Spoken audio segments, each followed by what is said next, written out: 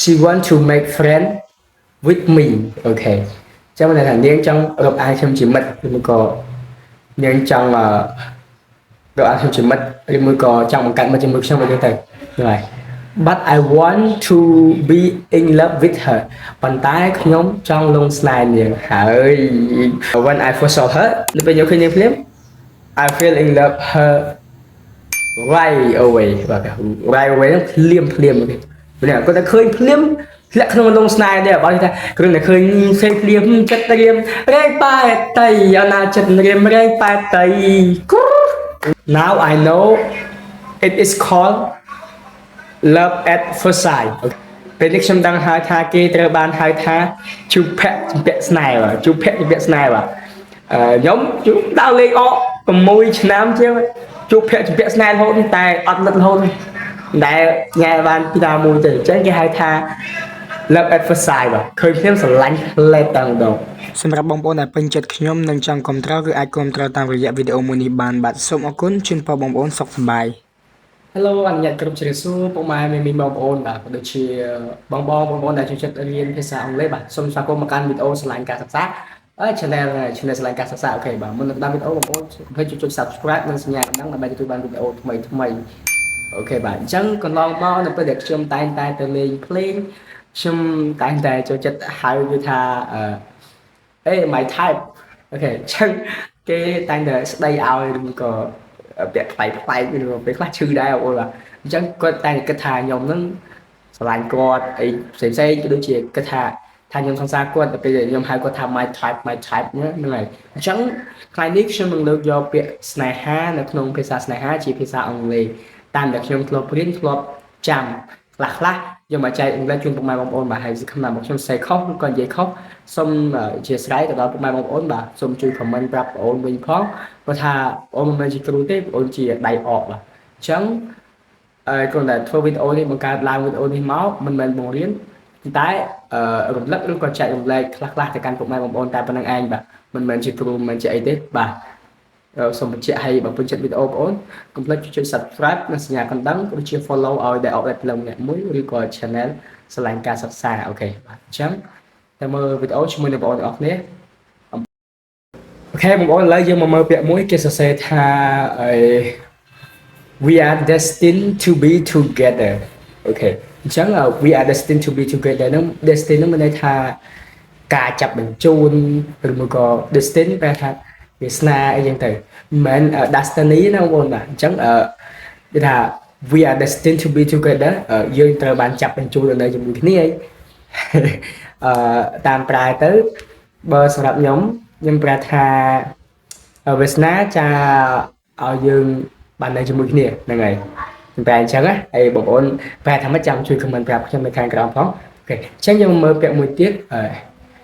I am destined to be with you អូខេហើយអញ្ចឹង I am destined to be with you មានន័យថាខ្ញុំមានវាសនារស់នៅជាមួយអ្នកឬមួយក៏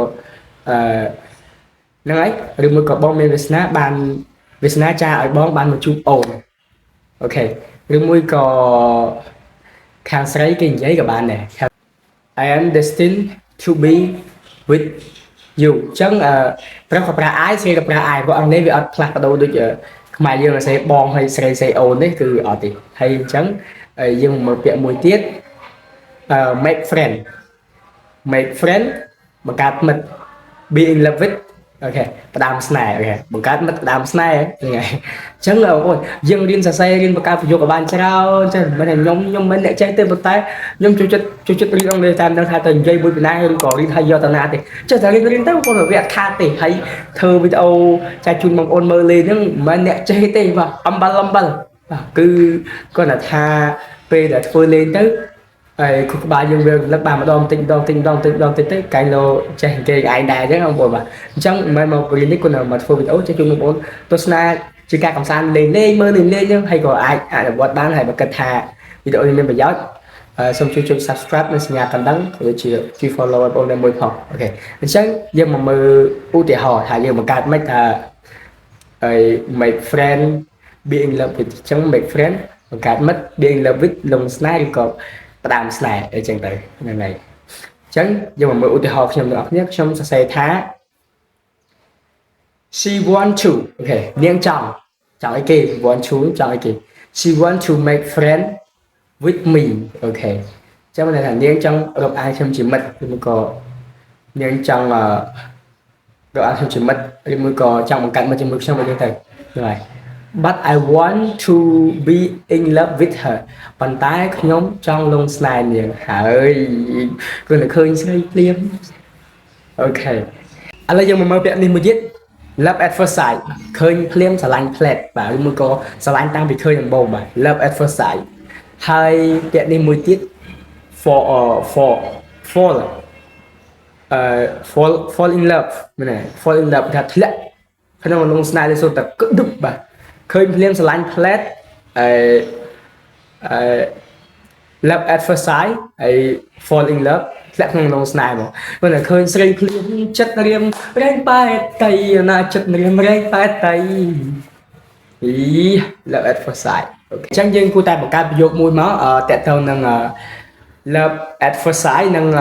fall in love បាទអញ្ចឹងនេះគឺជាប្រយោគរបស់ខ្ញុំបាទហើយខុសឆ្គងកន្លែងណាអីបងប្អូនមកដូចខ្ញុំនិយាយយើងខ្ញុំមិនមែន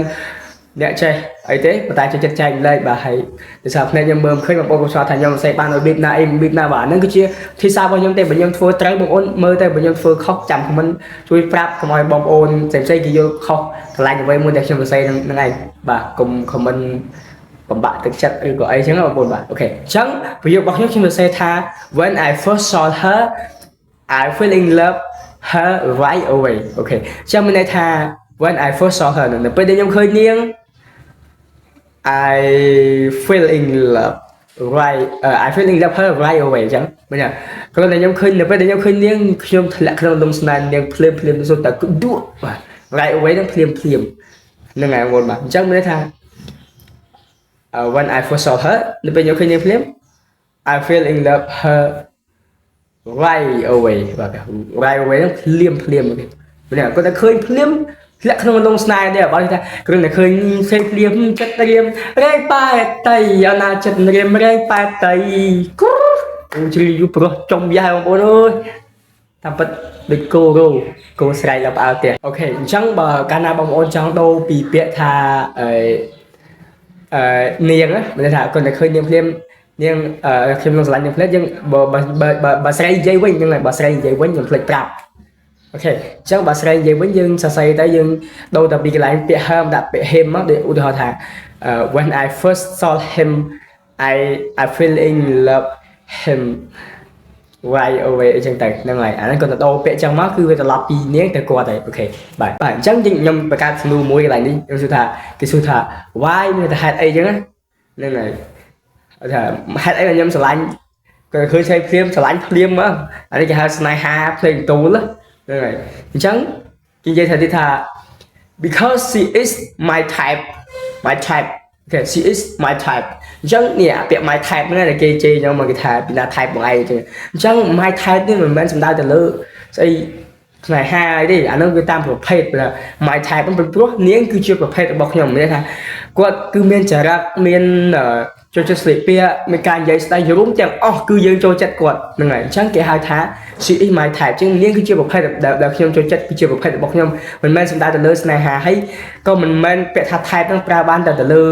អីទេរួមខ្ញុំមិនដឹងច្បាស់ដែរតែបើតាមខ្ញុំគិតថាពាក្យ type ហ្នឹងប្រើបានទាំងប្រុសទាំងស្រីទាំងពូទាំងមីងមិនថាមិត្តភក្តិអញ្ចឹងទៅថាហេតុអីនិយាយចូលចិត្តរាប់អានទេអញ្ចឹងថា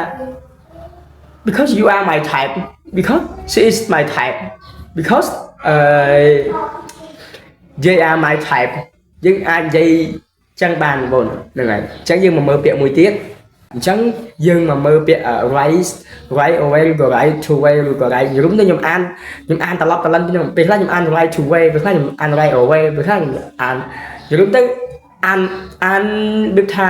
ពេលយើងអានទៅយើងស្ដាប់បានទេវាអីទេអានមិនក៏បានដែរសំខាន់ឲ្យតែត្រូវហើយគេស្ដាប់បានទៅវាអូខេហើយយើងនិយាយអត់ច្បាស់ដូចជនជាតិតែយើងនិយាយត្រូវអូខេអញ្ចឹងយើងមកមើលពាក្យដែលខ្ញុំសរសេរមួយនេះមានពាក្យថា baby អូខេ baby ហ្នឹងបើភាសាខ្មែរយើងប្រែថាទារកឬក៏កូនញ៉ាអញ្ចឹងតែបើនិយាយចំពោះស្នេហាវិញគេអានថាណប់ចិត្តឬក៏ណប់ចិត្តហ្នឹងហើយណប់ចិត្តជុបអូ ឬមួយក៏ honey ផ្សេង honey ហ្នឹងក៏ណាប់ចិត្តដូចគ្នាតែបើ honey ទឹកខ្មុំឯង honey ហ្នឹងទឹកខ្មុំតែប្រែថាណាប់ចិត្តដោយសារវាផ្អែមខ្ញុំសេថា baby when you arrive home you must call me right away មានន័យថាបងសំឡាញ់យើងក៏ណាប់ចិត្តអីចឹងទៅហ្នឹងហើយឥឡូវខ្ញុំប្រែថាបងសំឡាញ់ចុះបងសំឡាញ់នៅពេលដែលទៅដល់ផ្ទះបងត្រូវតែ call មកអូនភ្លាមអូខេ